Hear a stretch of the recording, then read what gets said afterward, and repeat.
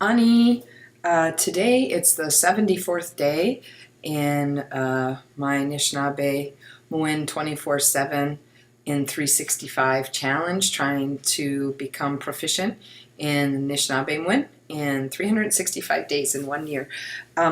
So what I've spent a lot of time this month doing is, well, getting frustrated, feeling like I'm not moving fast enough. I wish I were learning more. I wish I were doing this all day, every day, and really doing what I can to try to do that, to see what I can learn in this amount of time. One of the things that has helped in some ways is working on this birch bark canoe. Howard has been having us work in the class a lot on the birch bark canoe and trying to make sure that we get some words in there and some language use while we're doing that. So I've kind of created a whole list of words that he told us and has been trying to get us to use. So things like wigwas, wigup, jiman, sapanikan, jibganatik, Zingaksichikan, Nedons, and on and on and on, talking about birch bark and the basswood fiber and all the different things that we need to make the canoe, and then different verbs like wikibidon, pull, and things like to poke a hole, gabagoneya. So just been putting that together and having students work on that and trying to memorize and use those words. The other thing that I've been doing is getting into verbs. I'm realizing, and I hear this all the time, but I really get it now. Anishinaabemowin is 90% probably more verbs. And if you can understand how verbs work, then you can really start to use the language. We haven't done a whole lot of that in class yet, so I'm just kind of spending all day, as much as I can every day, teaching myself a lot of verbs and how they work. And one of the most useful things I found is some of the books from missionaries. One missionary who had a great reference book, and that has been fantastic. It was free on Google. Google had scanned it, and I was able to download it and print it. And they have some really great ways of using verbs. It really helped me understand how to use verbs, how to turn them into participles.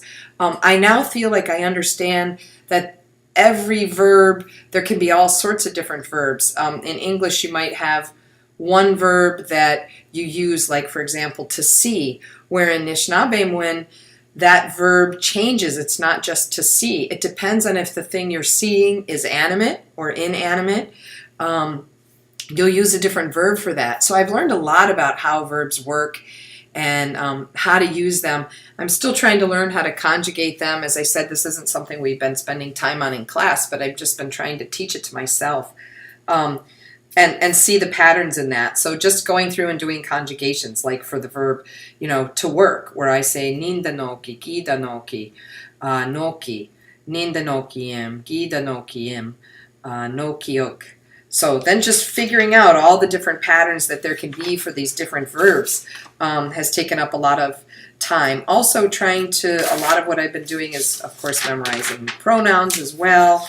And I think I got pretty good with the pronouns, trying to understand what pronouns to use when. And then I also did something that I think is really useful, which I thought, what are the 100 words that I use the most in my life every day? What are words that I really need to know? And I wrote those 100 words down, and then I've just been going through those with Howard. I had Howard help me put them in Anishinaabemowin, and I've been trying to memorize those words. I also wrote a bunch of phrases that I use every single day, figuring that would help me understand how to use all these words that I'm learning in context. Because for part of it, I just feel like it's just learn words, just learn words. And if I can learn all those words, then I can figure out how to make them work in the context of a sentence. So that's what I did, write down 100 words, and I've got, I don't know where my list of 100 words is, but boy, that was super helpful to kind of go through those words that are most useful for me. And then 45 phrases I use every day. I just wrote those out and had Howard go through those with me, and so that I can learn these on my own. So some of the phrases, I woke up at whatever time this morning. In this case, 6 o'clock is usually when I wake up. Ningodos sabaganeg jeba ngi shkwase. I didn't sleep well last night. Gawin de bikong ngi minagwasi. I need to take a shower. Nda abdeg wi gije bijayan. Bijayan. I'm thinking about what I'm going to wear today. Winesh na gibeska mamba nungwa. It's chilly this morning. Gitkeya gijeba. Did you have any dreams? This is something I say to my kids almost every day, my little boys. Gi boajgena. And so now I'm starting to be able to understand the gi is past tense. Boajge, did you dream? Na, the question. Did you have a bad dream? Gi mana dapwe dipkon. And so I'm starting to, what I did for this was I wrote down the 45 phrases I use every day in English. I asked Howard how to say them, and he was telling me it in Anishinaabemowin. And then I tried to write down what he was saying in Anishinaabemowin. What's really interesting about that is I didn't pay attention to spelling. I just wrote it how he said it. And then when I was reading these back to him, he was commenting that I was saying it really well when I said these phrases. And I think that's because I didn't pay attention to how it should be spelled according to whatever rules, double vowel or whatever. I just was writing it how it sounded to me when he said it. And that's really helped me just learn how to say the language. So now when I go back and I can see how to say these, I'm now spending time going through each of the phrases and figuring out the grammar, teaching myself the grammar of how that works. So something like, where is it? Boys, it's time to wake up. Guisak, ambe gwishkwazik. Ambezawik. Wake up. Boys, it's time to wake up. Get yourself dressed. Get dressed. Bisquanige disak. Put on your socks. Ndasin biskamak. So that's kind of what I went through and did, and just practicing these. Put on your pajamas. Biskanbeyong. Don't forget to go potty. So these kind of helpful phrases, they may sound really funny, but they're a way for me to use the language every day. These are things that I say every single day. And they're a way for me to also practice hearing how Howard sounds when he says them and how that translates to what you write down. And then it's been a way for me to go back and learn grammar as I pull the sentences apart and try to figure out how they work. So that's what I've been working on the last month or so. And, like I said, feeling frustrated that I can't do more. I really wish that I were getting a chance to speak more and use these regularly, memorize them, but I'm still not feeling, confident that I know how to use them, that I know how to use even simple sentences. Right now, it just feels like I'm just trying to learn words, and that at some point, and then teach myself the grammar of how things actually work in sentences. Immersion doesn't really, immersion would work if all I heard were Howard speaking Ojibwe all day, every day. That would be super helpful. Or if the people around me were all speaking Ojibwe all day, every day. But neither of those is the case. So just trying to learn by hearing someone once in a while in a class, that's just not working for me. I'm finding I need a structured way to learn the language. So I'm giving myself that structure. I've just taken the materials that I've got from Howard and from others that are in this same dialect, and spending 2-3 hours a day breaking the sentences up, trying to understand how they work.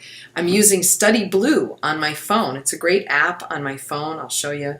Where's the app? It's just this app here. You just click on Study Blue, and then you get a whole list of all the different words. So for me, I've got, anyone can sign up. You could go ahead and join my group and use my flashcards. That's what these are. So I've got a list of all kinds of, let's say, maba and manda words. So it'll give you nice little flashcards, and it's a really cool little helpful way.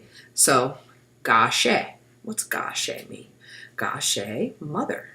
You click on it, mother, and you tell it whether you got it right, yes, or whether you got it wrong. Gigos, I can't remember what gigos is. Let's see, I don't know it. It says aunt, your father's sister. Well, I got that one wrong, so I count it as wrong. And then I just go on daban, car. Daban is car. I Click on that. Yep, I got it right. And as I go through all of them, it keeps track for you. Wesine, wild animal. I know that one. Animal. And I count that one as correct. So I'm putting all my words into Study Blue, and at the end I get a nice report of how I'm doing. My study session, I got a 75%, and you can see your progression there over time. This is super cool too, because you can also have pictures, right? So instead of having, if I can have a picture of something, so that I'm not ever seeing English, that I could actually see a picture of whatever it is. If the word is I don't know, wagosh, then I have a picture of a wagosh, fox. Instead of the word fox in English, I would have a picture. You can also record sound using Study Blue, which is so cool, because I can ask Howard to say some words. I can then repeat it, and then all my flashcards will have sound associated with them, which is great, so that I can really just be creating my own kind of dictionary of flashcards. So go on to Study Blue and do a search for Ojibwe, and I think you'll find it. Find all my flashcards. Feel free to add flashcards. Let me know if you've got your own Study Blue flashcards, and I'd like to use yours too. And if you can't find them on Study Blue, just go ahead and shoot me an email at satalay@anthro.umass.edu, and I'll be happy to send you the information. So that's my progress so far. I hope you're doing well trying to study Anishinaabemowin or your own language and your journey of language revitalization. Bamapi.